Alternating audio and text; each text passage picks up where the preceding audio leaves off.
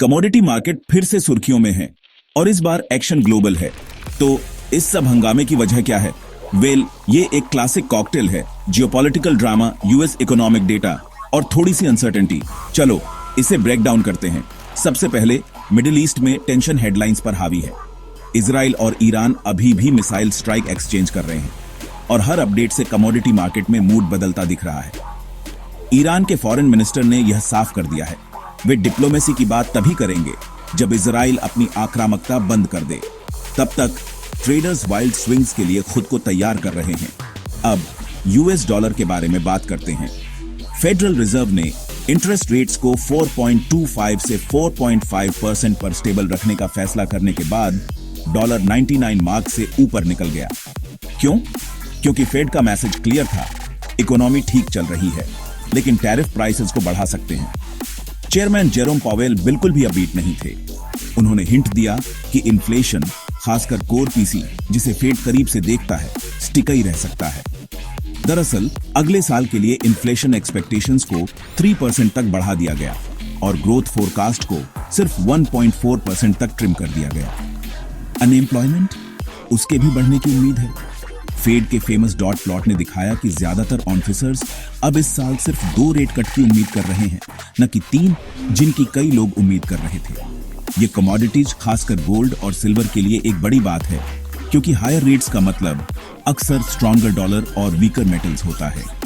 और बस थोड़ी और आग में घी डालने के लिए प्रेसिडेंट ट्रंप ने कहा कि वह 2 हफ्ते के अंदर यह तय करेंगे कि ईरान पर स्ट्राइक करनी है या नहीं। एक्शन में उस छोटे से पॉज ने रिस्क एपेटाइट को बढ़ा दिया, इसलिए डॉलर के गेन्स अभी के लिए कैप्ड थे। वॉल स्ट्रीट को समझ नहीं आ रहा था कि किधर जाना है। स्टॉक्स ऊपर नीचे होते रहे और हफ्ते के आखिर में लगभग फ्लैट बंद हुए, क्योंकि हर कोई और न्यूज का इंतजार कर रहा था। अब गोल्ड और सिल्वर के बारे में खास बात करते हैं। गोल्ड प्राइसेस में लगभग 2% की गिरावट आई, जो $3,400 प्रति ट्रॉय ऑन्स से नीचे चला गया। यह स्ट्रॉन्गर डॉलर, ट्रंप के 2 हफ्ते के डिसीजन विंडो और कम इंटरेस्ट रेट कट की संभावना के कारण हुआ। सिल्वर में भी गिरावट आई, लेकिन उतनी नहीं, सिर्फ 1% नीचे। बेस मेटल्स का हफ्ता वास्तव में बेहतर रहा, जिसमें एल्यूमिनियम सबसे आगे रहा, लगभग 1.8% ऊपर, ज्यादातर गिनी से सप्लाई की चिंताओं और घटती इन्वेंट्रीज के कारण। एमसीएक्स गोल्ड अगस्त फ्यूचर्स को देखें तो यह एक रोलर कोस्टर रहा है। ऑल टाइम हाई पर पहुंचने के बाद प्राइस में गिरावट आई और एक बेयरिश एंगल्फिंग कैंडलस्टिक पैटर्न बना।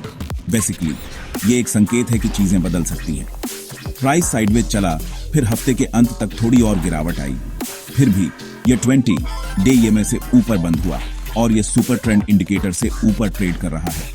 इसका मतलब है कि शॉर्ट टर्म ट्रेंड अभी भी बुलिश है, लेकिन आरएस 600 और आरएस नॉइड से 500 के आसपास सपोर्ट है।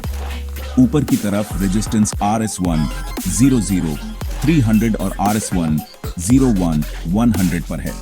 तो इन सब का आपके लिए क्या मतलब है? कमोडिटी मार्केट तब तक चौपी रहने की संभावना है जब तक जियोपॉलिटिक्स और यूएस इकोनॉमिक पॉलिसी मिक्स में है। यदि आप इन्वेस्ट या ट्रेड कर रहे हैं तो हेडलाइंस पर नजर रखें, क्योंकि अगला बड़ा मूव बस एक ट्वीट या पॉलिसी अपडेट दूर हो सकता है। ट्यून इन करने के लिए धन्यवाद। अगर आपको यह उपयोगी लगा तो लाइक बटन दबाएं और मार्केट और मनी की दुनिया पर और अपडेट के लिए सब्सक्राइब करें।